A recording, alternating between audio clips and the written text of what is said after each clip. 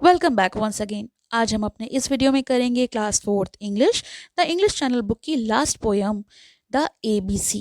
इसके question answers का link आपको डिस्क्रिप्शन में मिलेगा, साथ ही साथ इस पूरी बुक के प्लेलिस्ट का लिंक भी आपको डिस्क्रिप्शन में मिल जाएगा, तो आप बाकी चैप्टर्स देख सकते हैं। So let's start a funny poem about talking letters यानी अल्फ़ाबेट्स। तो यहाँ पर अल्फ़ाबेट्स एक दूसरे से बात कर रहे हैं, तो चलिए पोयम पढ़ते हैं। The was midnight in the classroom and every desk was shut, when suddenly from the alphabet was heard a loud tut tut.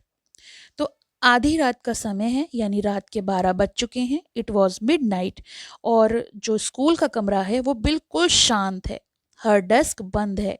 तभी अचानक अंग्रेजी वर्णमाला से टट टट की आवाज़ सुनाई पड़ती है, यानी उन क्लासरूम में जो अंग्रेजी अल्फ़ाबेट गिरे पड़े हैं वो एक दूसरे से बात करते हैं।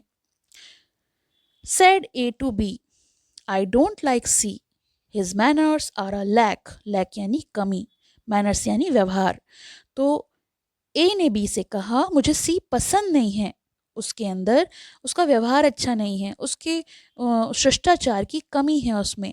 For all I ever see to C is a semicircular bag. तो यहाँ पर वो कहता है कि जब भी मैं उसे देखता हूँ, सी को देखता हूँ, तो बस उसकी आधी पीठ ही दिखाई पड़ती है, यानी ऐसे शेप दिखाई पड़ती है। I disagree said D to B. तो डी कहता है, नहीं, मैं तुम्हारी बात से सहमत नहीं हूँ। आई हैव नेवर फाउंड सी सो। मुझे कभी भी सी के लिए ऐसा नहीं लगा, मैंने कभी भी सी के लिए वो महसूस नहीं किया जो तुम कह रहे हो। From where I stand, he seems to be an uncompleted O. और जहाँ से मैं उसको देखता हूँ, जहाँ मैं खड़ा होता हूँ और सी को देखता हूँ, तो वो मुझे अनकम्प्लीटेड ओ यानी आधा ओ दिखाई पड़ता है। और आधे ओ दिखने में कोई बुराई तो नहीं। सी वॉज वेक्स्ड। सी इस बात को सुन रहा था। वेक्स्ड मतलब बहुत गुस्सा हुआ। I am much perplexed. मैं बहुत परेशान हो गया हूँ। You criticise my shape. तुम लोग मेरे आकार की आलोचना कर रहे हो, निंदा कर रहे हो। I am made like that. मैं ऐसा बना हूँ to help spell cat and cow and cool and cape. और मैं इस तरह के आकार का बना हूँ कि मैं इन स्पेलिंग्स को बनाने में मदद करता हूँ, चाहे वो CAT कैट हो, चाहे COO काउ हो, COOL हो कूल, या CAP केप हो।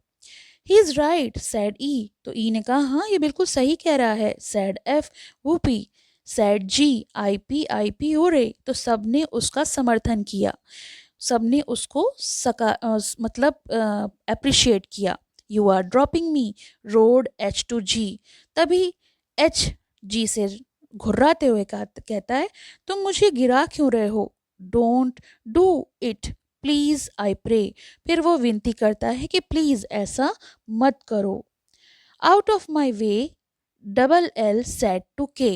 तो जो L है वो के से कहता है कि मेरे रास्ते से हट जाओ। I will make poor I look ill. क्योंकि जब मेरे रास्ते में तुम आ जाते हो और फिर इल यानी मुझे बीमार कर देते हो। To stop this stunt J stood in front. और इस स्टंट को हटाने के लिए जे को आगे खड़ा कर दो, तो इल जो वर्ड है वो जिल बन जाएगा, यानी JILL।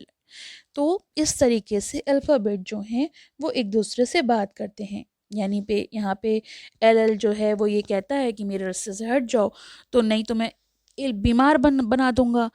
तो जे जो है वो बीच में आकर खड़ा हो जाता है, तो वहाँ पे जिल बन जाता है।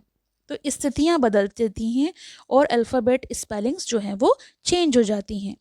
अब आगे, यू नो सैड वी। तो वी कहता है, क्या तुम जानते हो that W is twice the age of me.